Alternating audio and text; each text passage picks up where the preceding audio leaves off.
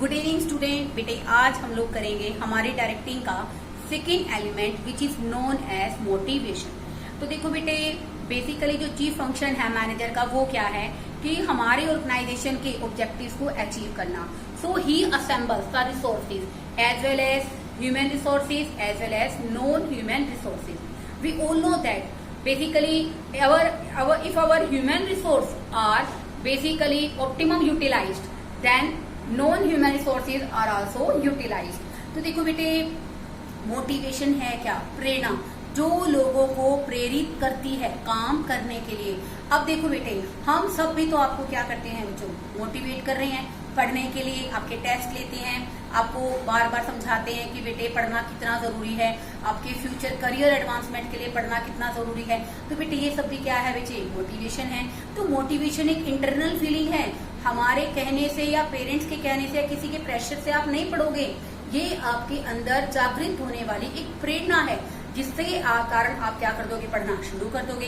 तो बेटे एक जो मैनेजर है वो चाहता है कि बेसिकली जो वर्कर है वो अपना काम बेहतरीन तरीके से करे, क्योंकि सबसे इम्पोर्टेंट एलिमेंट यहाँ पर कौन है बच्चों, ह्यूमन बीइंग। तो देखो बेटे, एफिशिएंसी ऑफ ए पर्सन, एक व्यक्ति की जो योग्यता है वो किन बातों पर डिपेंड करती है?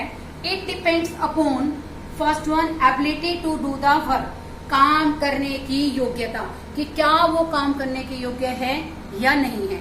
तो योग्यता कहाँ से आती है बच्चों? Created through education and training, यानी कि शिक्षा से और ट्रेनिंग से, प्रशिक्षण से हम अपने आप को एबल बना सकते हैं काम करने के लिए। ओके, सेकेंड वन, पहला क्या है बच्चों, ability to do the work, काम करने की योग्यता। And second one, the willingness to do the work. देखो बेटे, you are capable of doing hard work, आप काम करने के लिए बेसिकली पूरी तरह से कैपेबल हो। And you can understand what is taught to you, जो आपको सिखाया जाता है आप सब सीख भी जाते हो, बट आप विलिंग नहीं हो।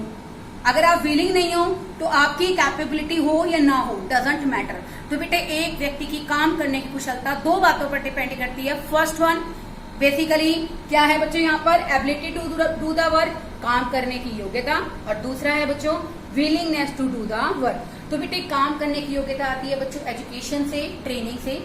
ऐसे ही बेटा जो बेसिकली काम करने की इच्छा है वो किससे आती है बच्चों, मोटिवेशन से।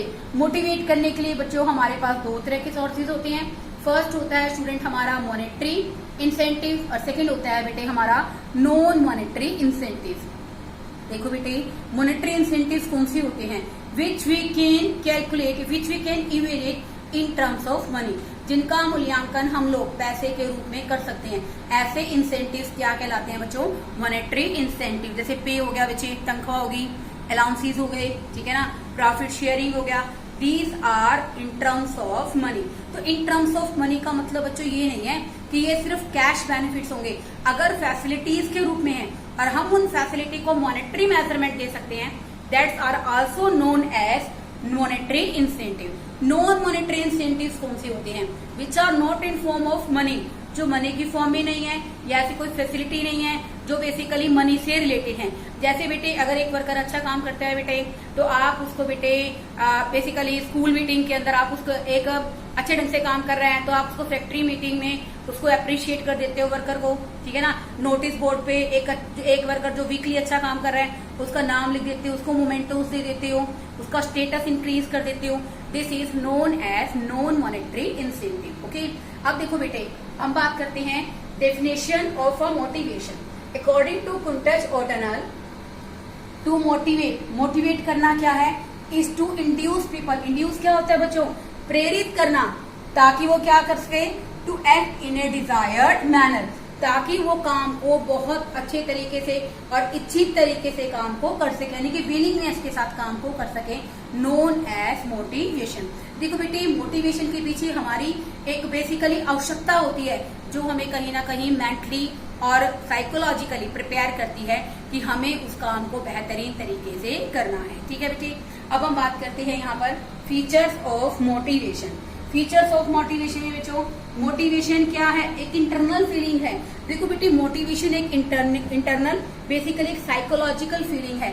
When some need arrives in our mind, then our behaviour that's relate to complete the needs, this is known as motivation. देखो बेटे, पहले कोई ना कोई आवश्यकता हमारे दिमाग के अंदर आती है, उस आवश्यकता को पूरे करने के लिए बेसिकली हमारे माइंड में सोल्यूशन आता है, तो वो सोल्यूशन हमें ना कहीं मनोवैज्ञानिक तरीके से तैयार कर देता है कि हमें मतलब तैयार करने का मतलब क्या है बच्चों, कि हमें प्रेरित कर देता है कि हम उस काम को बेहतरीन तरीके से करें।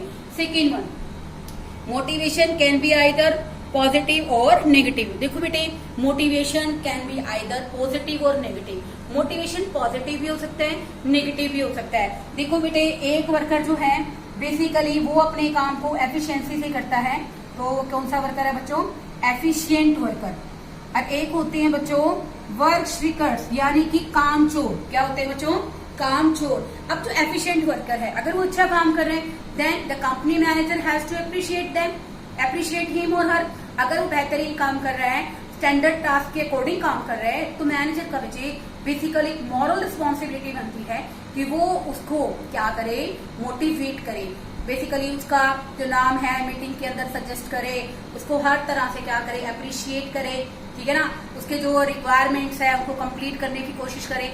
This is known as positive motivation. Negative motivation क्या होता है बेटे, when the workers indulge in other wasteful activities and do not complete their task on time and do not work in efficient manner, then a punishment will be given in form of demotion, decrease in salary and stop the annual increment, as well as this is the negative motivation। तो motivation बेटे positive भी हो सकता है और negative भी हो सकता है। Next one, motivation produces goal oriented behaviour. Goal oriented behaviour क्या होता है, देखो बेटे, बेसिकली मोटिवेशन हमारे बिहेवियर को चेंज कर देता है। हमारा जो टारगेट हो जाता है ना, माइंड सेट हो जाता है, वो सिर्फ उस टारगेट को, उस गोल को अचीव करने के लिए हो जाता है। तो बेटे बेसिकली हम लोग क्या करते हैं, पूरी मेहनत करते हैं, so much hard work to get the desired goal, ताकि हम अपने उद्देश्यों को पूरा कर सके। तो मोटिवेशन कहीं ना कहीं बच्चों हमारे माइंडसेट में बेसिकली परिवर्तन लेकर आता है, और उसके साथ साथ जो हमारा बिहेवियर है वो केवल और केवल हमारे टारगेट्स को अचीव करने से संबंधित हो जाता है। So we can say that कि मोटिवेशन क्या है बच्चों, एक गोल ओरिएंटेड बिहेवियर बन जाता है। यानी कि मोटिवेशन के कारण हमारा जो बिहेवियर है वो सिर्फ उद्देश्य को प्राप्त करने का बन जाता है।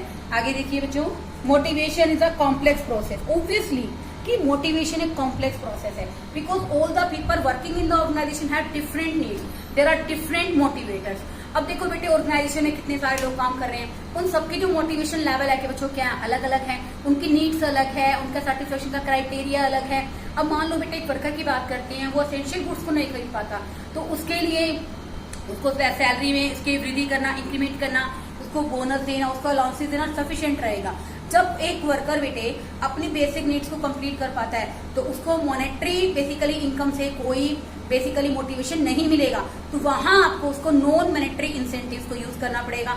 आप उसका स्टेटस इंक्रीज कर दो, उसको बेसिकली अवार्ड कर दो अच्छे काम के लिए, उसको एक अलग से कैबिन प्रोवाइड कर दो, और भी बेटे बहुत सारी ऐसी बातें जो कि स्टेटस सिंबल को क्या करती हैं, शो करती हैं। जहां पर उसको बेसिकली पोस्ट से रिलेटेड रिस्पेक्ट मिले, सम्मान मिले, वो सब क्या कर दो बेटे, इंक्रीज कर दो। क्योंकि बेटे एक पॉइंट ऑफ टाइम के बाद जब हमारी मॉनेटरी नीड सेटिस्फाई हो जाती है, तो बेसिकली हमारी सैलरी के बढ़ने का हमारे ऊपर कोई भी इफेक्ट नहीं पड़ता है। तो बेटे it is very difficult to know basically क्यों मुश्किल है बच्चों, क्या जानना मुश्किल है कि बेसिकली जिस व्यक्ति को आप मोटिवेट करना चाह रहे हैं उसको मोटिवेशन किस तरीके से मिलेगा। So we can't say that कि basically single motivator motivate all the workers in a company. सभी को एक साथ मोटिवेट नहीं किया जा सकता, because the peoples are working in organisation are different backgrounds and there are also have different needs. अब बेटे इसके बाद मैं आपके साथ एक अनदर इंपॉर्टेंट क्वेश्चन डिस्कस करूंगी, मैस्लो नीड हायरार्की थ्योरी। अब हम लोग करेंगे मैस्लो नीड हायरार्की थ्योरी। बेटे इसके बारे में पहले मैं बताना चाहती हूँ, बेसिकली जो मैस्लो नीड हायरार्की थ्योरी है इसका मतलब क्या है। मैस्लो का आवश्यकता क्रम सिद्धांत। देखो बेटे जो मैस्लो हैं जिन्होंने मोटिवेशन से रिलेटेड थ्योरी दी, कब दी बच्चों, 1943 में। कब दी है बच्चों, 1943 में। तो देखो बेटे बेसिकली इसको हम लोग क्या कहते हैं, Maslow need hierarchy theory of motivation, यानी कि मैस्लो का आवश्यकता क्रम सिद्धांत।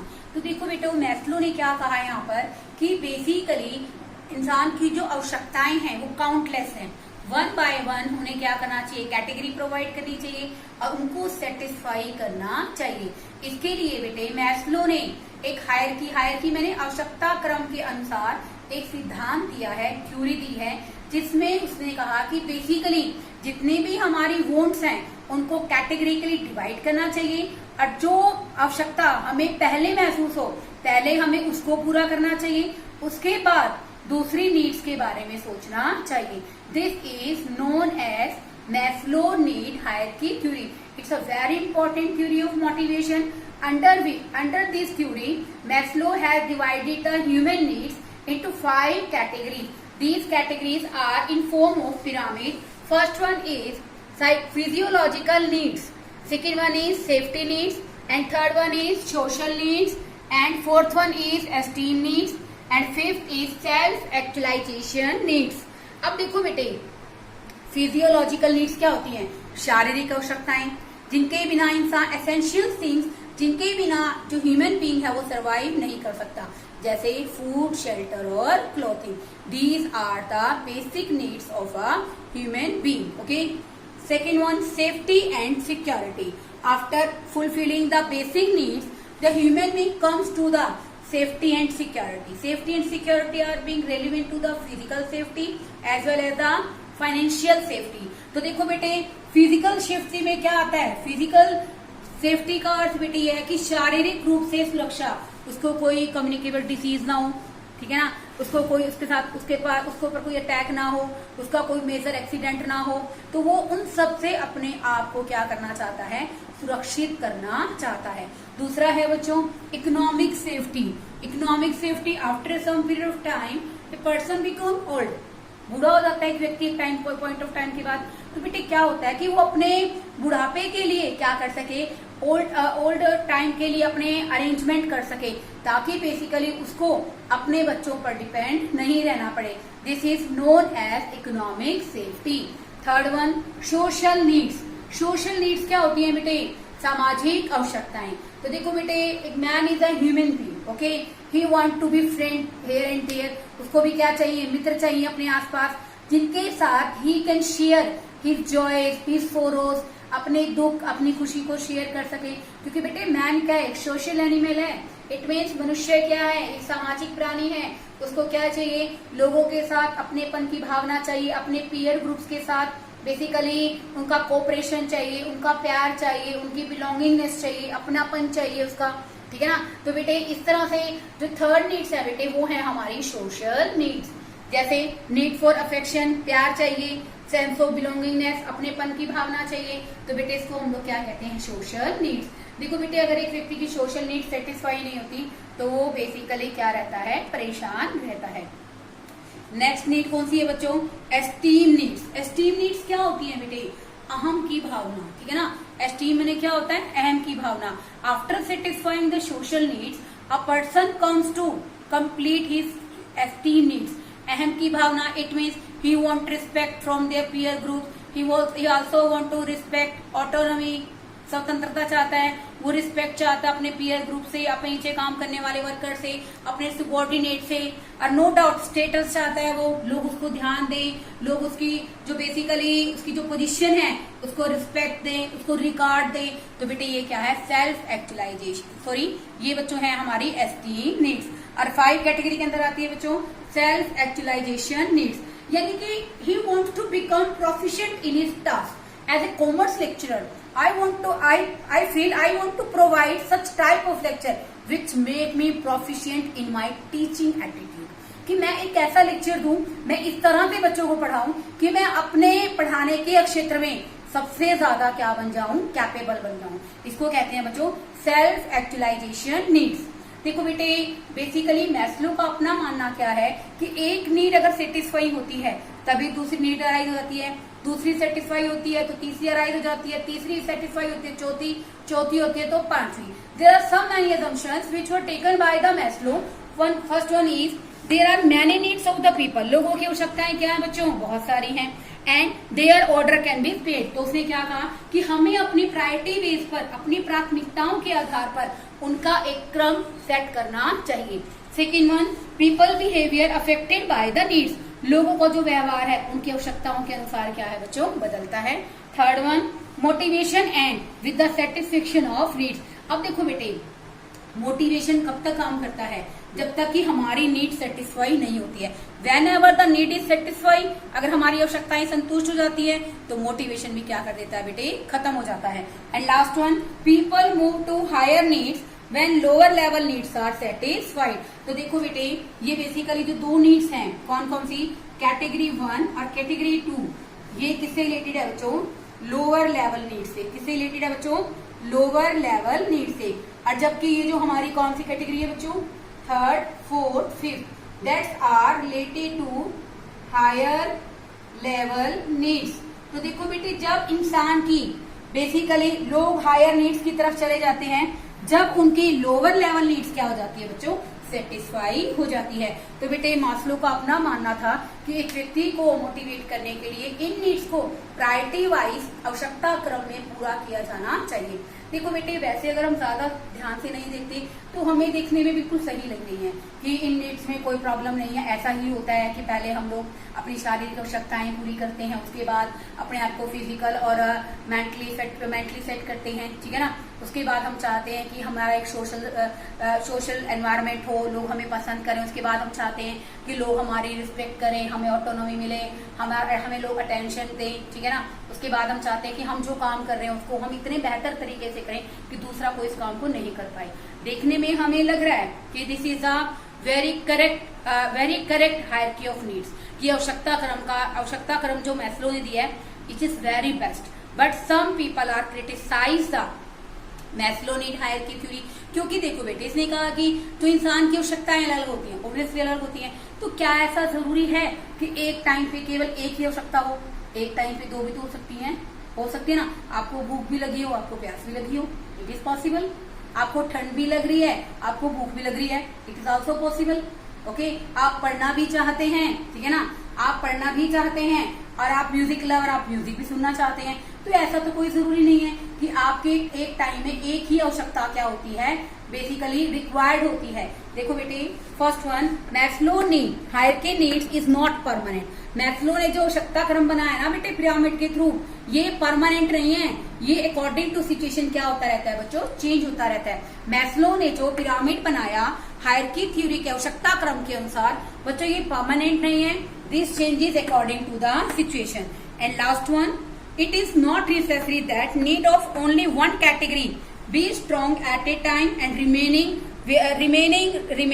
unimportant। इसका मतलब क्या है, इसने कहा कि एक पॉइंट ऑफ टाइम पे केवल एक ही नीड क्या होती है बच्चों, एग्रेसिव होती है, एक ही नीड स्ट्रांग होती है, बाकी अनइम्पोर्टेंट रहती है। तो मैंने भी एग्जांपल लिया ना कि ऐसा कुछ नहीं है बेटे, कभी भी एक टाइम पे दो नीड्स भी क्या हो सकती हैं बच्चों, अराइज हो सकती हैं, और उन दोनों को ही सेटिस्फाई करना हमारे लिए क्या हो सकता है बच्चों, जरूरी हो सकता है। तो बेटे ये इसकी क्रिटिसिज्म है, इनकी क्रिटिसिज्म को इग्नोर करते अगर हम ध्यान से देखें तो बेटे it's a very important theory which was advocated by Abraham Maslow in 1943।